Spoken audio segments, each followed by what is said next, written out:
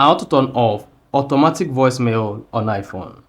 So if your phone automatically redirected to voicemail each time you have an incoming call, then this video is going to walk you through how you can simply disable this or turn this off.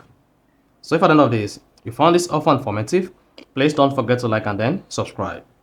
Now to turn off automatic voicemail on iPhone, all you just need to do is go ahead and open the settings app on your iPhone. Now on the settings page, scroll down and open the phone app. On our settings, scroll down and click on apps. Then you can either search for the phone app or scroll down until you get to the phone app. Here, then click on that. Once you click on that, you want to scroll down the page. Scroll down to where you see live voicemail. Click on this. Now, if live voicemail is enabled, that shows automatic voicemail is enabled or turned on your iPhone. Now, to turn it off, all you just need to do is disable live voicemail.